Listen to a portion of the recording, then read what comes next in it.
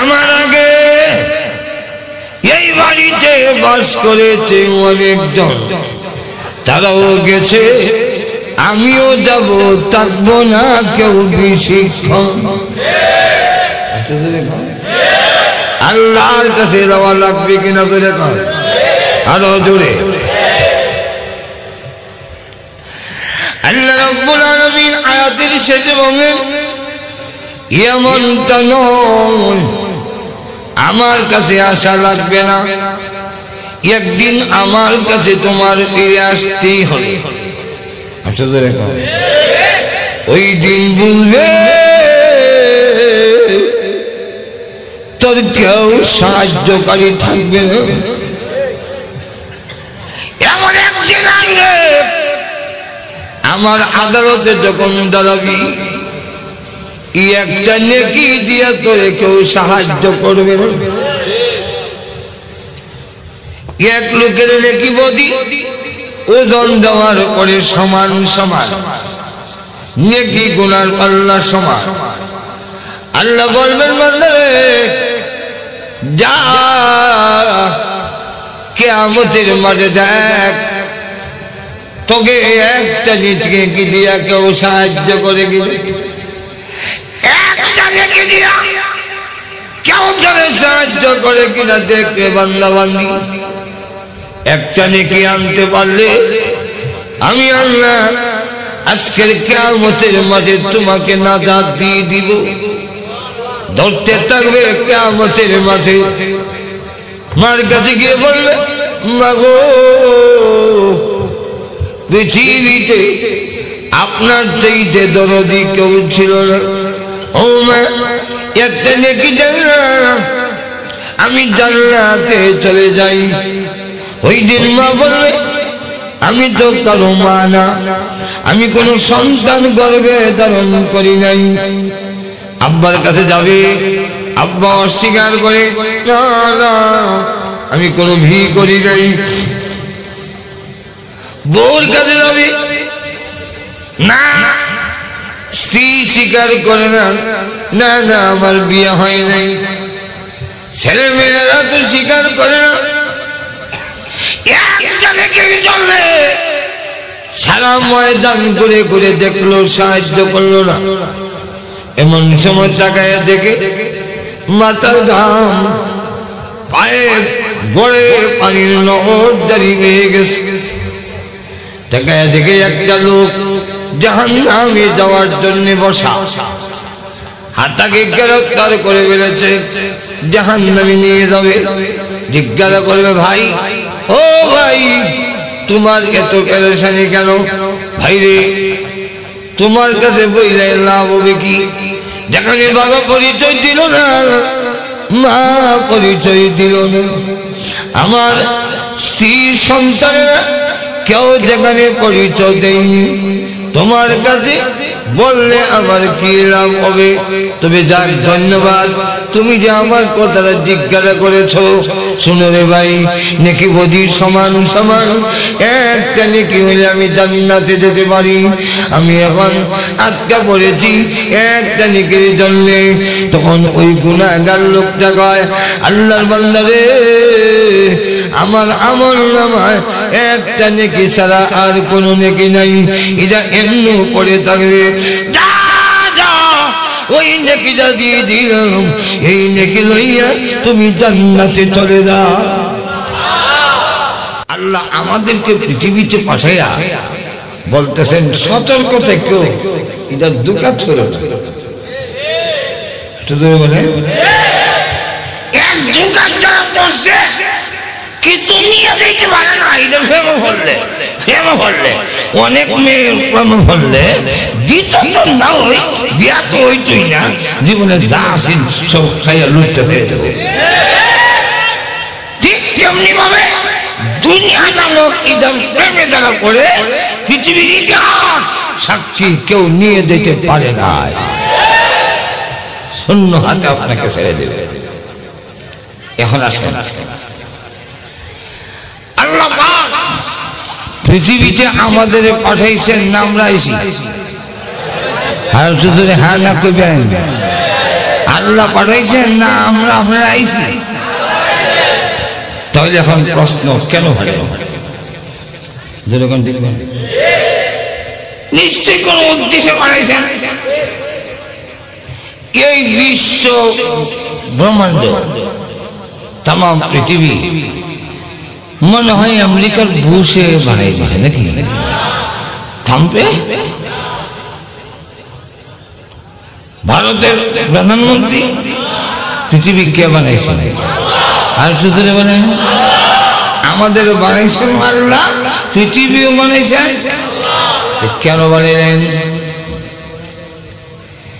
পৃথিবীর যত আবিষ্কার আছে কেউ কোন জিনিস দরকার ছাড়া অনর্থক অকারণে বানায় না। এই মোবাইলটা একটা কাজে বানাইছে, কাজটা যদি না হয় আওয়াজ বোঝা যায় না, রিং হয় না, একবার কথা বলে শেষে গুসার সুরে ইটা দিয়ে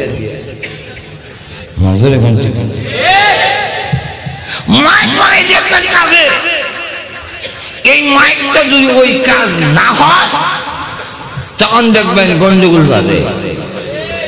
একদল লোক দাঁড়িয়ে গেছে, হ্যালো এই যে ভাই কি মাইক আনবেন, আওয়াজ দেয় না। এমনি কর্তৃপক্ষ লোকেরা কয় চিল্লাচ্ছি না বন্ধ,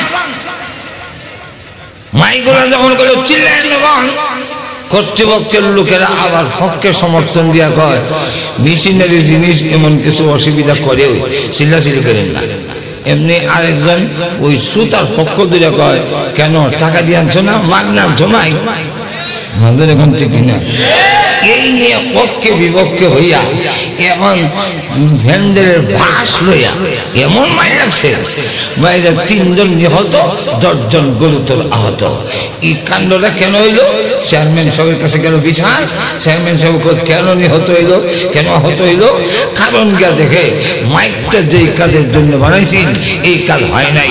ঠিক তেমনি হবে আজকের পৃথিবীতে কেন হত্যা, কেন ঘুম, কেন অশান্তি, কেন দাবানলের মতো দাউ দাউ করে জ্বলছে? এর মূল কারণ আল্লাহর আদালতে যেদিন হবে ওই দিন দেখবে যে মূল মারামারির কারণ আল্লাহ যেই কাজে বানাইছেন এই কাজ হচ্ছে না।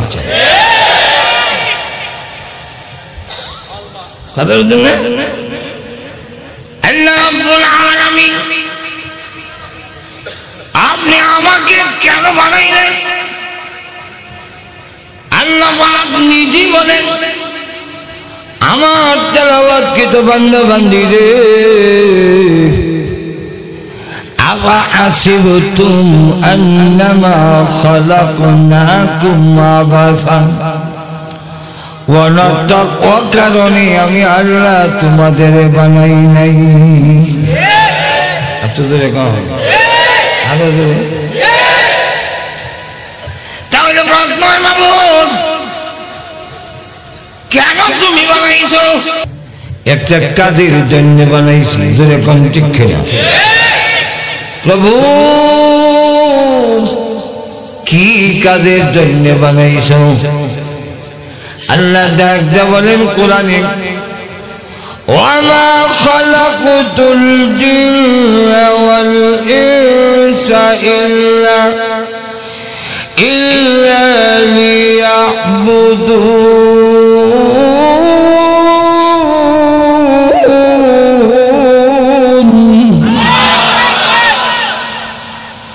আমি তোমাদেরকে বলেছি তোমরা আমার দাসত্ব গোলামি করবে।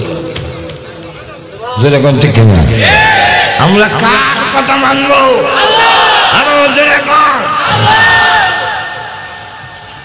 আল্লাহ ছাড়া কারো কথা মানবো না। এখন আপনার প্রশ্ন হইতে পারে তাহলে কি মার কথা মানবো না, বাবার কথা মানবো না, উস্তাদের কথা মানতাম না, পীরের কথা মানবো না? যেরকম ঠিক না? আল্লাহ রসুল ব্যাখ্যা দিয়ে বলেন, রসুল ব্যাখ্যা দিয়ে বলেন লা তাআতা লিমাখলুকিন ফি মাসিয়াতিল খালিক। আল্লাহকে অসন্তুষ্ট করে পৃথিবীর অন্য কারো কথা মানা যাবে না। আমার মা আমাকে যদি বলে ছেড়ে ইসলাম ছেড়ে দিবি, মার কথা মানবো? একটু জোরে কও। আমার বাবা যদি কয় তুই মাজারও গিয়া সাজদা দিবে, কারণ আমিও এটা করি তুইও করবি, আর মানবে? একটু জোরে বলে। পীর সাহেব যদি বলে রে মুরিদ, শুধু তুই মুরিদ না, তোর বউ তো আমার কাছে মুরিদ হয়েছে, নাউজুবিল্লাহ, মুরিদ হয় না, মুরিদ তো ঠিক আছে, নাউজুবিল্লাহ কি আছে? মুরিদ তো ঠিক আছে, কিন্তু ফিরে কি করে এবার শুনেন, তোর বউ যদি আমার সামনে না আসে কিয়ামতের দিন আমি কেমনে ছিলাম? চিন্তা করুন কত বড় বদমাইশ। কিয়ামতের দিন তোর বউরে চিন্তাম কেমনে, আর সুপারিশ করবো কেমনে? তোর বউরে কষ্ট গেলে আমার সামনে তো যদি এমন কথা বলে,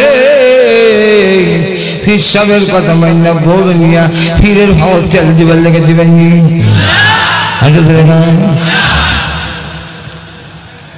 আমাদের অনেক মহিলা ইসলাম না জানা থাকার কারণে স্বামী যদি কয় হঠাৎ একটু তেল দাও না, অত অবসর না, আমি তেল দিবার লেগে বিয়া করি।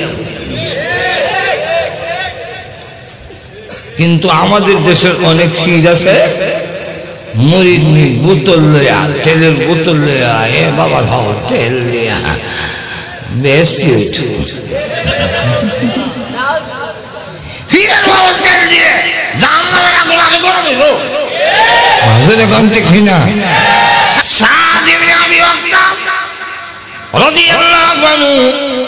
ইসলাম ধর্ম গ্রহণ করেছেন, নবীর দরবারে আনাগোনা করে মা থেকে বলে সাজে তুই নাকি মুহাম্মাদের দরবারে যাস, আমা যাই। মা হুকুম দেয় তুই মুহাম্মাদের দরবার ছেড়ে দিতে হবে। ছেলে যার মা শুধু আপনার বাড়ি কেন, তাম পৃথিবী যদি আমার ছেড়ে দিতে ছাড়তে রাজি আছি, তথাপি এক মুহূর্তের জন্য আমি বিশ্ব নবীর দরবার ছাড়তে পারব না। মা কো কি জাদু করলো রে বলতো? ঠিক আছে খানা পিনা বন্ধ করো, খানা পিনা যতদিন পর্যন্ত তুই ফিরে নাইবি খাবো না, পানও করবো, অনশন ধর্ম। একদিন দুই দিন তিন দিন মা মনে করলো আমার কারণে যদি আমার মা মারা যায় তাহলে কত বড় একটা আমি সাপের মুখে, যেরকম ঠিক না চতুর্দিকে লোকেরা বদনাম করে আর কয় সাত কেমন ছেলে দেখো মা মারা যায়, এরপরে হে দল ছাড়তে থাকে না, এই যে দলের বিষয়। সাত কয় মাগুর কি করি, কোন বিধান যে জানি না, নিজে নিজে সিদ্ধান্ত নিয়ে মার কানে কানে মা গো আমি আল্লাহ নবীর দরবার ছেড়ে না দেওয়ার কারণে আপনি যদি না খাইয়া মরেন, সিস্টেম যদি তাকে আল্লাহ যদি আপনাকে আবার পাঠায়, আবারও না খাইয়া মরেন, আবার যদি আল্লাহ পাঠায়, আবারও যদি মরে 100বার যদি আপনার মরণ হয়, তথাপি একটি মুহূর্তের জন্য আমি নবীজির দরবার ছাড়তে পারবো না। মা কয় আমি ভাবলাম কি আর হে করে তো বোঝা যায় আমি মরলেও ছাড়তে না। এই তোমরা কে কই আসো গো, খাওন দাও, খাই নাই। নবীজির দরবারে যেতে না যেতে আল্লাহ পাক আয়াত নাযিল করলেন, সাদের এই কার্যক্রমকে সমর্থন করে আয়াত নাযিল করলেন। নবীজি ডাকতে বলেন, সাদ রে, আজ তুমি যে পরীক্ষায় উত্তীর্ণ হয়েছ, মা ছাড়তে রাজি, আল্লাহ নবী ছাড়তে রাজি না। এই কারণে আল্লাহ খুশি হইয়া আয়াত নাযিল করেছেন। আর আমি মুহাম্মদ খুশি হইয়া বলতে চাই, সাহাবীরা এসে বলে, ফাদাকা আবি ওয়া উম্মি, ও মুহাম্মদ আপনার জন্য আমার মা বাবা কুরবানি হোক। সাহাবীরা আজ আমি উল্টা বলতে চাই, ফাদাকা আবি ওয়া উম্মি, তোর মতো সাহাবীর জন্য আমি মুহাম্মাদের মা বাপ কুরবানি হয়ে যা, আমার মা বাপ তোর জন্য কুরবানি হোক। তাহলে এক কথা, আল্লাহ ছাড়া অন্য কারো কথা মানা যাবে না। এর ব্যাখ্যা হইল, আল্লাহকে অসন্তুষ্ট করে, আল্লাহকে নারাজ করে অন্য কারো কথা মানা যাবে না। আর একটু ধরে কেন মানা যাবে না? আল্লাহর কথা মানবো কেন? এই কেন জবাব হইল, প্রথম নম্বর জবাব, তোমারে বানাইছে কে? সুতরাং যে যে জিনিস বানায় তার কথা মানে। আল্লাহ আল্লাহুল খালিক ওয়াল আম, সৃষ্টি জাত, হুকুম চলবে তার। তোমারে বানাইছে, আমি তো আমার কথা মানতে তার কথা মানতে নজর এখন ঠিক না। দ্বিতীয়ত, একটু চিন্তা করে দেয়, মার পেট থেকে নিয়ে এই পর্যন্ত যা কিছু খাইতেছো, যা করতেছো, সবগুলো দিছে গেলা। আপনি আমি যখন মার পেটে ছিলাম, মার পেটে থাকা অবস্থা আমার তো খাবারের দরকার, এই খাবারের চিন্তা আল্লাহ মা করছেন, আব্বা করছেন, দুনিয়ার কেউ করছে? আমি কি খাবো? মার পেটের ভিতরে খাবারের ব্যবস্থাটা কে করছেন? আরো জোরে। আচ্ছা, খাইলে তো খানা হয়, ঠিক না? পান করলে মুক্ত নাকি, এসব করে লাগে না? কিন্তু মার পেটে যে খাইলে গেল, এটার ব্যবস্থা তো মা বাপ কেউ করে নাই। শুধু তা না, শীতের সময় দুনিয়াতে বাচ্চা আইলে নিউমোনিয়া লেগে যায়, মার পেটের ভিতরে কোনো লেপ নাই, খেতা নাই, কম্বল নাই, অথচ কোনো বাচ্চা, মা আবার ঠান্ডা পানি দিয়ে গোসলও করে, কিন্তু এরপরে মার পেটের ভিতরে কোনো বাচ্চা নিউমোনিয়া হয়। আচ্ছা, এরপরে আবার সংকীর্ণ জায়গার মধ্যে গরম লাগে। এবার বলেন তো দেখি, মার পেটের ভিতরে কোনোদিন বাচ্চার গরম লাগছে? এই শীততাপ নিয়ন্ত্রণ কে করছেন? আচ্ছা, আপনি পৃথিবীতে আইতাছেন, মাশাআল্লাহ, জানুয়ারি 15 তারিখ আপনার ছেলে আইবে, তার খাবারের কি ব্যবস্থা আপনি করছেন? সন্তান পৃথিবীতে আসার আগে মা বুকের মধ্যে দুধ খেয়ে বসেছেন। আবার আরো শোনে, মার বুকের মধ্যে আল্লাহ বলেন, আমি দুধ জমাই না। দুধ জমা করে রাখি অন্য জায়গায়। কোন জায়গায়? আপনার গাভী উলনটা দেখলে বোঝা যায়, ও কত মোটা, কত দুধ এখানে, কিন্তু আসলে দুধ এখানে থাকে না। দুধ থাকে কোথায়? আল্লাহ কুরআনে বলেন,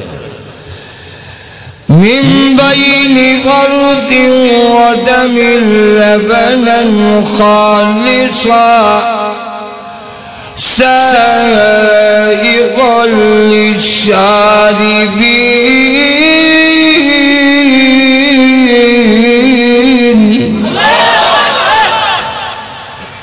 আল্লাহ বলেন, গোবর আর রক্তের মাঝখানে তোমার গাভীর দুধ আর তোমার মার দুধটা পায়খানা আর রক্তের মাঝখানে, পায়খানা তো না রক্তের মধ্যেও না, এটার মধ্যে রক্তেরও কোনো আসল নাই, পায়খানার কোনো গন্ধ নাই, ধরে কান ঠিক কিনা?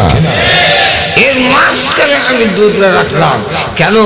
যদি দুধ রেখে দিতাম বুকে তো এটা দুধ জমা, এটা মানে দইও না দুধও আর ঠান্ডা হয়ে গেছে, বাচ্চা টান দিলে সিরা সিরা ভালো করে আয় না, আর আইলো ফেটে গিয়া অজমায় না। ইয়া আল্লাহ, বাচ্চার অবস্থা সিরিয়াস। আল্লাহ বলেন ওই গোবর আর রক্তের মাঝখানে গরম জায়গার মধ্যে দুধ রেখে দেই, তুমি টান দিতে দেরি হয়, আমি দুধ তোমার মুখে পৌঁছাইতে দেরি করি না। তাহলে এবার বলে সকল কিছুর ব্যবস্থাপনা কে করছেন? আরো জোরে, এই জমিন যে বিছনা কে বানাইছেন? আসমানকে সাজ কে বানিয়ে দিয়েছেন? চন্দ্র সূর্যের আলোর ব্যবস্থা কে করেছেন? আপনাদের মেঘনা তিতাস এগুলা দিয়া পানির ব্যবস্থা কে করেছেন? আর শুধু তার প্রতিটি গাছে গাছে বিভিন্ন ফল ফলন আমাদের খাদ্যের জন্য কে ব্যবস্থা করেছেন? আল্লাহ রাব্বুল আলামিন বলেন সকল কিছুর ব্যবস্থাপনা যেহেতু আমি করেছি, বান্দারে বানাইলাম আমি, ব্যবস্থা করলাম আমি, তাই তোমার উপরে হুকুম চলবে আমি আল্লাহ। এরপরে বলতেন ঠিক আছে, নামাজ পড়তে ভালো লাগে না? লাগে বাইরে বাইরে নামাজ পড়তে যদি ভালো লাগতো তাহলে কি বেনামাজের সংখ্যা বেশি হইতো?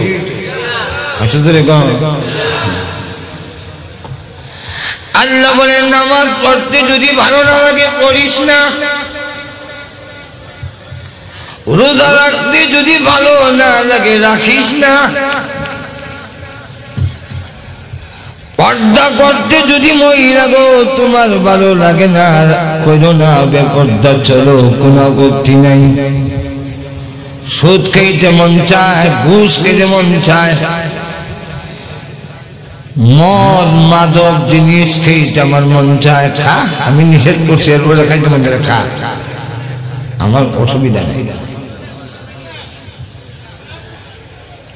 নাফরমানি করতে যদি তোর ভালো লাগে কর, কিন্তু একটা কথা হলো বান্দা বান্দি রে, আমার জমিন থেকে তুই বের হয়ে যা।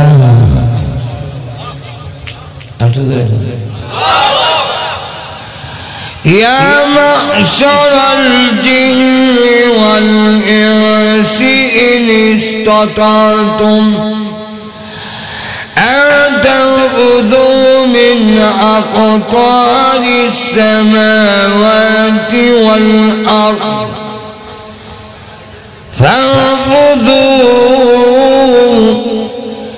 لَا تَنفُذُونَ إِلَّا بِسُلْطَانٍ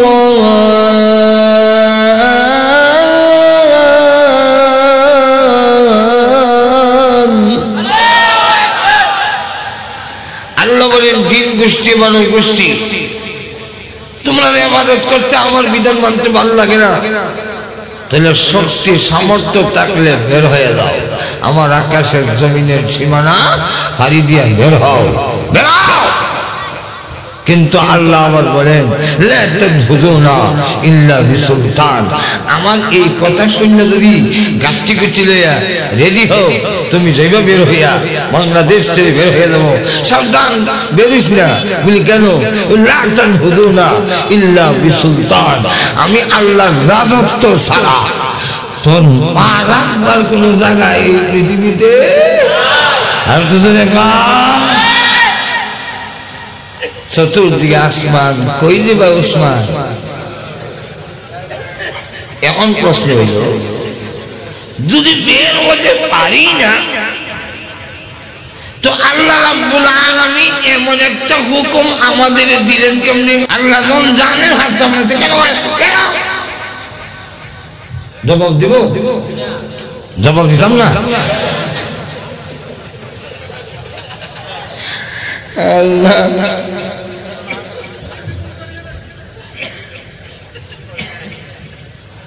শুনে,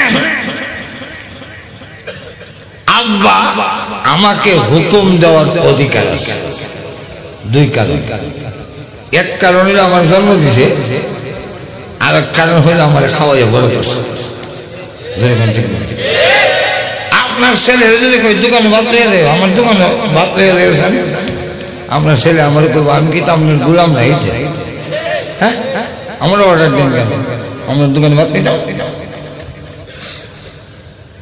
আপনার ছেলেকে যে আমি বলি আমার ক্ষেত্রে লাইনটা কাইটটা ঠিক রাখি, একটু কাইটটা সাইজ করে দিও তো, আমি কি তো আমার সাহস?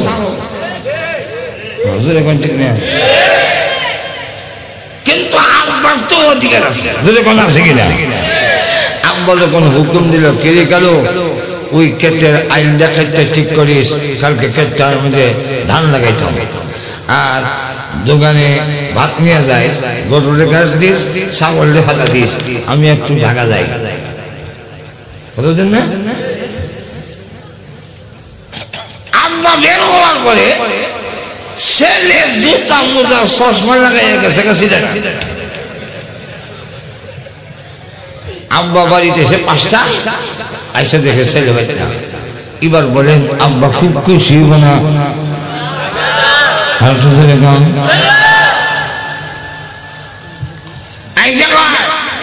মার কাছে গিয়ে খালি কালু কই হে গরুরে গাছ দিল না, ছাগলটা হাঁকা দিল না, দোকানে ভাত দিল না, ক্ষেত্রের আইল কাটলো না, হে গেল কই? কালুর মা কয় কই গেছে, আমার তো পয়সাও না, আমার দমক দিলে কি লাভ হইব, আমার নরম পয়সা নাকি তাই দমক দাও। তখন আব্বা কয় ঠিক আছে, হয়তো এবার থাকতো আর না হয় আমি থাকতাম। গরু হলো লোকের আমার কথা বুঝে না, বলে না তো বুঝলে কিছু হ্যাঁ না এরকম কয়নি আব্বা। আচ্ছা, কালো কিন্তু জানে অপরাধ করছে, সে রায় 7টার সময় আচ্ছা গরের পিছনের দরজাটা গেছে গিয়ে পাক গরের দিকে উকি দিয়ে দেখে কি অবস্থা, দেখে ছোট ভাই বোন না খাইতেছে, মাথা উকি দিত, মা দেখে, মা দেখে তখন আর দেখায় আর কয় আজকা বাড়িতে আও তোমার বাপের ঠ্যাং মারবো। সে তখন ঘরের ভিতরে ঢুকিয়া কাগজ মিনতে শুরু করছে,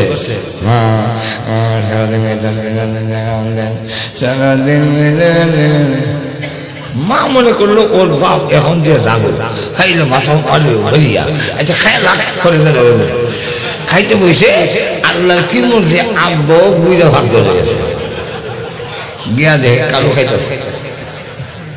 এখন কয় আব্বা রাগ হইয়া কয় এ কাল্লা কাল্লা, জন্ম দিলে আমি, খাওয়াই বড় করছি আমি, হুকুম দিলাম মানে না, আমার এগুলা যে খাস তোর শরম করে না?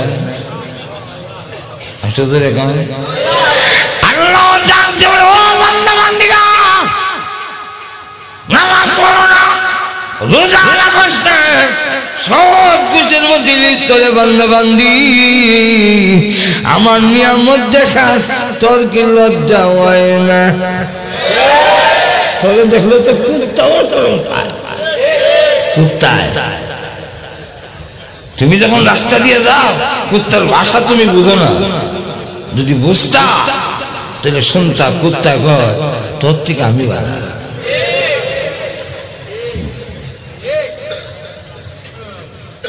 অসুবিধা লাগতেছে, কিচ্ছা কাহিনী বাজ না, কিচ্ছা কাহিনী ভালো লাগে, অসুবিধা লাগতেছে। কুকুর যখন রাস্তা দিয়ে আপনি জাননি, কুকুর আপনারা দেখিলে, এই জন্য সিলেটের এক বুজুর্গ ছিলেন, তিনি বলছেন কুকুরে দেখিলে মুরে শরম লাগে তার, কোন গুনাহ রাখে না সে, আমি গুনাহগার। কুত্তা কয় খালো এই আমার মালিক আমার একটু জায়গা দিছে, বাচ্চার মার খাওয়ায়, এতে সারা রাত ঘুমাই না, মালিকের বাড়ি পাহারা দে। আর তোমার যে আল্লাহ বানাইলো, যে আল্লাহ খাওয়ায়, তার কথা যে তুমি মানো না, তাহলে তো তুমি আমার চাইতে আরো বেশি নিমক খারাপ।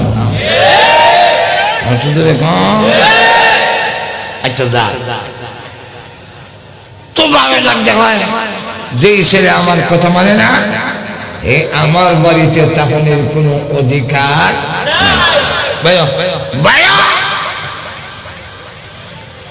এবার আপনারাই জবাব দেন। আব্বা যে বলছে বের হও, আসলে কি বের হওয়ার জন্যই বলছেন?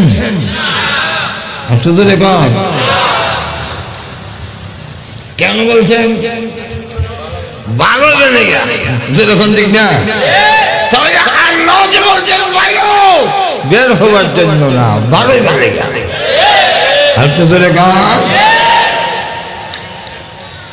এখন ছেলে ভালোই ভালো, এটা আমাদের ব্রাহ্মণবাড়ির ভাষায় কয় ঘাউরা, ঘাড় কাটা। কিছু লোক আছে ঘাড় কাটা। হ্যাঁ দেখ দেখ, আপনার বাড়িতে না থাকলে বেরিয়ে গেছে। মা কান্দার কর, ছেলে সেরকম করে, এই জন্য বাড়িকে বাইর করে দেওয়ার লাগে। যখন মা কান্দে বাপরে তো দৌড় লাগে। বাপ কয় আমি তো বাইরে বের কইছিলাম না, চাইছিলাম ভালোই তো, এটা তো উড় লেগেছে। আচ্ছা দেখি কটা শেখা দাও, হামদাবিটা দাও আর সাথীটা দাও। যাই দেখি কই রাস্তার মধ্যে গিয়ে গরিব স্ট্যান্ড গিয়া কই যাবো। আচ্ছা দেখি ছোট সময় পোশাক করে বাড়ি থেকে গেলে নানার বাড়ি যেতাম, আর বিয়া করে পোশাক করে গেলে শ্বশুর বাড়ির জায়গা আর কোন জায়গা নাই।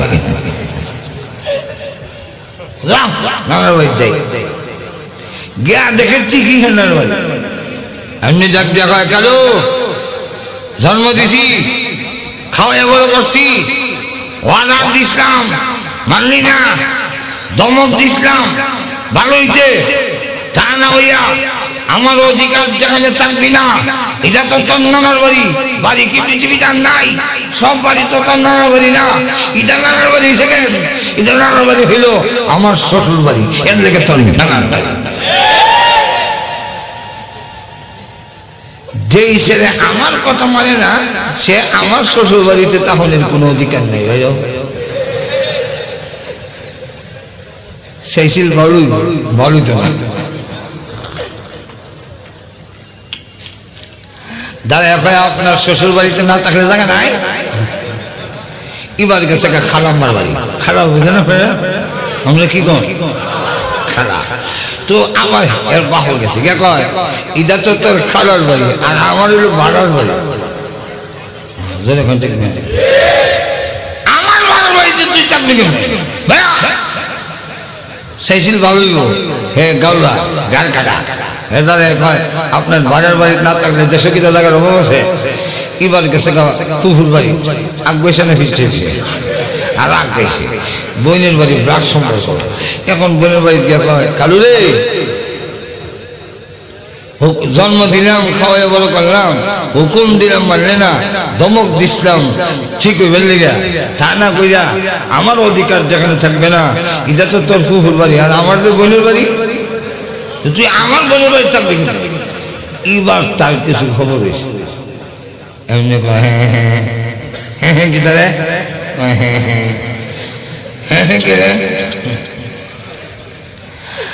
আব্বা ঘুরে ঘুরে দেখেছি আমি সন্তান, আপনার অধিকার ছাড়া কোনো আত্মীয়র বাড়িতে পা রাখার জায়গা নেই গো বাবু। ভুল করছি ভুল করছি। আব্বা এলে দেয় না, সাথে করে কয় চল রাস্তার আইনা বরিশাল আমরা খাওয়ায়, আইসক্রিমও খাওয়াইছে, নদী পান করবে কুলো লই গেছে। ঠিক যেমনি ভাবে আল্লাহ রাব্বুল আলামিন বলেন বান্দা বান্দি রে तमाम দুনিয়া ঘুরে ঘুরে দেখতে পারিস আমি আল্লাহর জমিন ছাড়া তোর পা রাখার জায়গা নাই এটা বুঝা যদি সারেন্ডার করে আল্লাহর জীবনে করে করো আল্লাহ বলেন আমি তোরে দৌড়াইয়া দেই না আমার রহমতের কোলে টান দিয়া উঠাইয়া আমি আল্লাহ ঘোষণা দেই বান্দারে তোর জিন্দেগীর সব গুনাহ আমি আল্লাহ এই মুহূর্তে মাফ করে দিলাম। তাহলে আল্লাহ রাব্বুল আলামিন আমার আয়াতের প্রথম অংশে বলতেছেন তোমার ইহকালের জিন্দেগী হইল আমার দাসত্ব গোলামি করার জন্য আমি ইহকালের জিন্দেগীর পরে আয়াতের অংশে সংক্ষেপ করে নাই আল্লাহ হইলে কয়েকদিন চলবো তফসির শেষ হবে না এত লম্বা তফসির করে লাভ নেই এখন আছে শেষের অংশ وأنكم إلينا لا ترجعون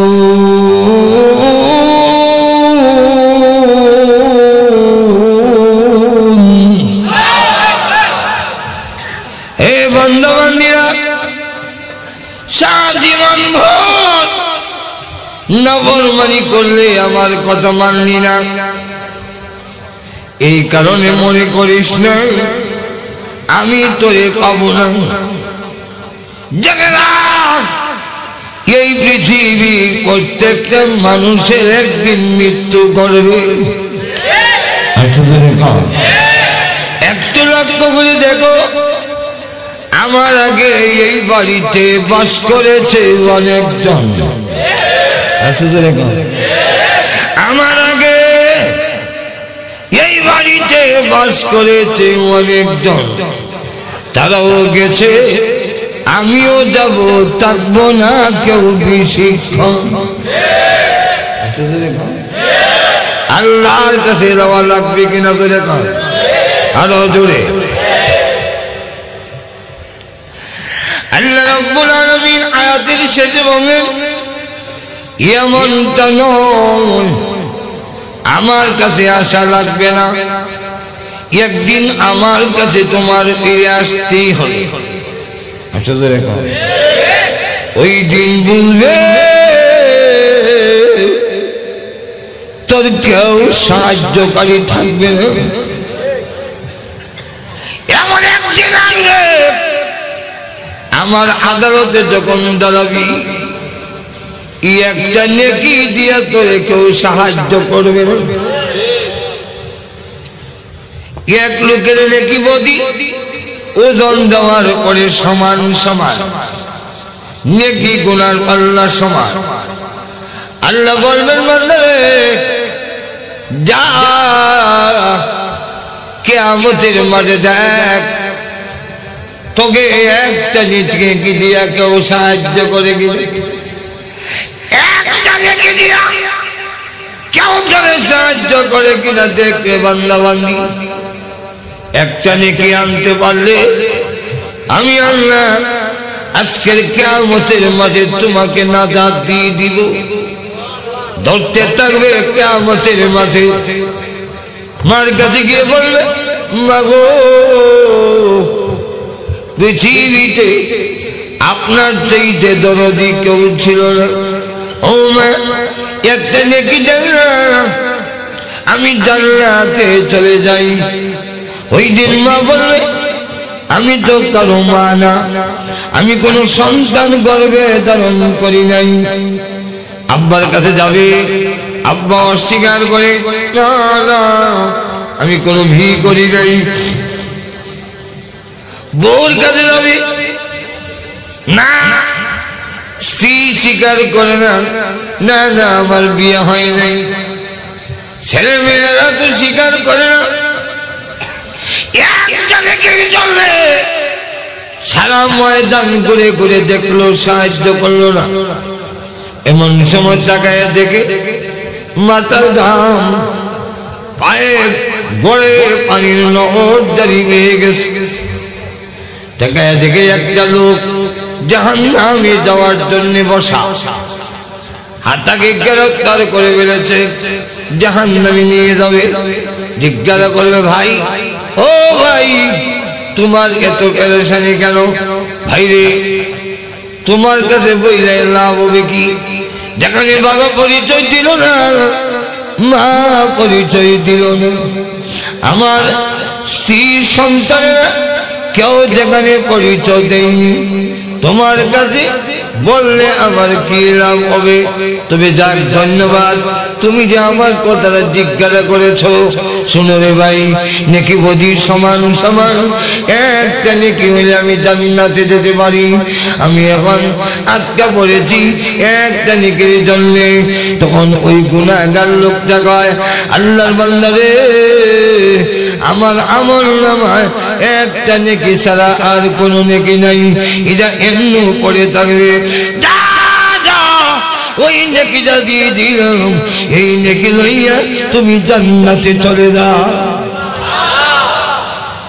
এখন তো একটা নেকি ভাই কেমন খুশি, জান্নাতে যেতে পারবে। আল্লাহ এই নেন নেকি আনছে। আল্লাহ বলেন কইতে গেল তোর কে দিবে? আল্লাহ জানেন না? কিন্তু আল্লাহর ইচ্ছা হইল নিয়মে জান্নাতে যেতে পারে না। নিয়ম কি? নিয়ম হইল নেকের পাল্লা ভারী হইতে হবে, গুনার পাল্লা পাতলা হইতে হবে, তখন যাবে জান্নাতে। একটা নেকি দিয়ে তো নেকের পাল্লা ভারী হবে কিভাবে? কিন্তু এই নেকিটা এমন একটা নেকি, যেই নেকির কারণে আল্লাহ পাক অত্যন্ত সন্তুষ্ট। আল্লাহর ইচ্ছা হইল এই একটা নেকি দিয়েই এর জান্নাত যাবে। কিন্তু নিয়মে দিতে পারে না, একটা ফেস লাগাইতে হয়।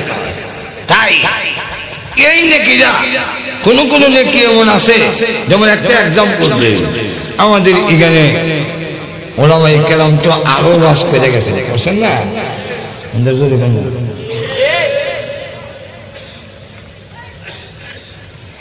এক হুজুর আসছিলেন ওয়াজে,